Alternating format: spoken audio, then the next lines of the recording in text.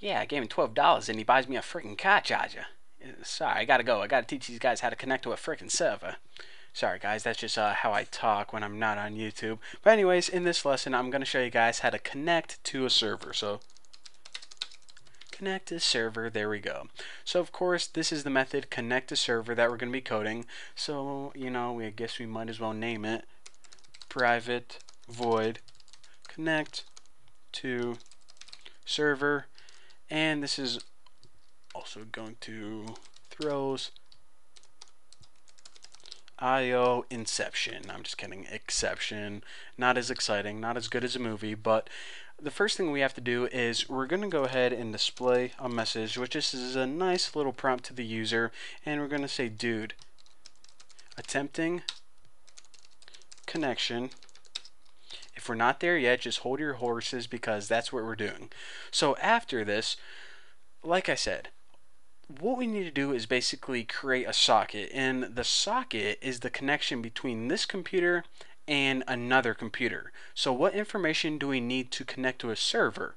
Well, whenever we're connecting to a server, what we need is two pieces of information. The first piece of information is the IP address of that server.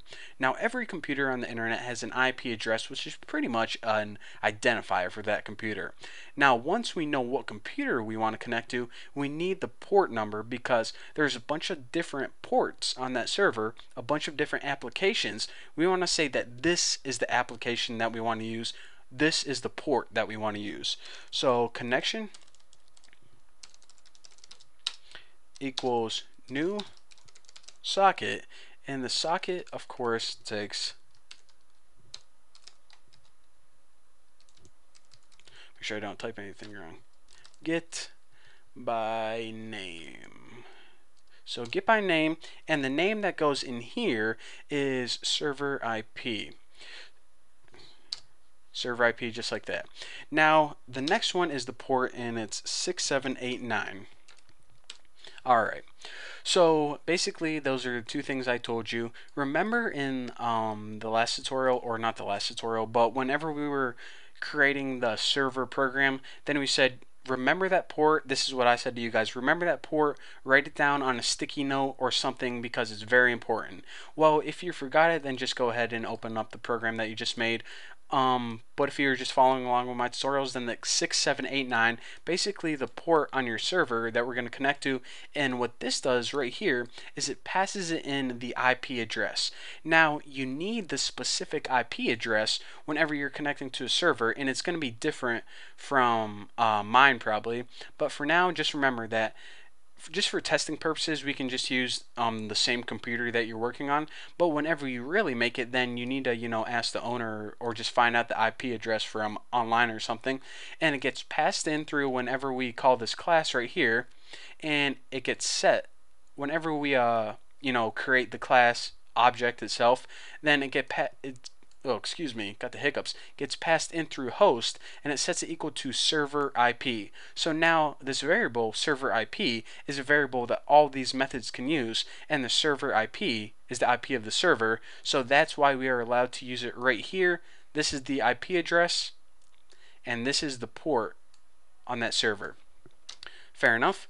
So now the last thing that we need to do is just give a nice little prompt that says, okay dude, you are connected. So show massage, and we'll just say something like connected to, and we might as well give them the IP address. So connection, because we're extracting information from that connection or the socket, get an address, get host name. So this is basically going to say, okay, what is the IP address of the server that we're connected to? And yeah, let me review this one more time. So basically we're going to say attempting connection. Once we're connection, then the socket is going to be made, and we're going to be connected to this server at this port. And then we just go ahead and say, dude, you're connected, you're good to go. So in the next tutorial, what do we need to do next? Yes, of course. Once we're connected, we have to set up the streams, or the roadways that communicate back and forth between the client and the server. It's going to be awesome. So thank you guys for watching, and I'll see you later.